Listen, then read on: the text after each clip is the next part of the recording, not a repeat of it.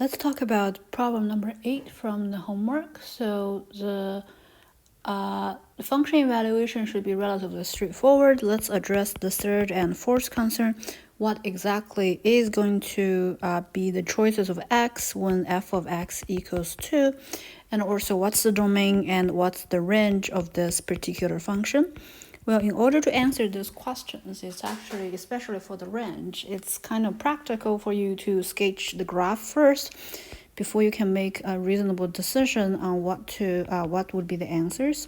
So if you look at it, one thing is less than -1, one thing is greater than +1. So you have 3 regions. When you try to plot the graph, when it lies in between, it is 2, right? With open end on the left and right, and then what you have on the left side is 1 minus x. For the input is -2, function value is +3. When input is -1, function value is 2. So your graph goes like that.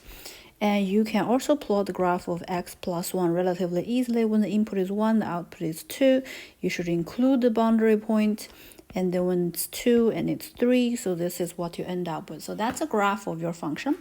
And if you want to answer the question, when would the function value be 2, clearly, this is the height, and the input you have is going from -1 through +1. So my input, when x is between -1 and +1, I would lead to the function value being exactly 2.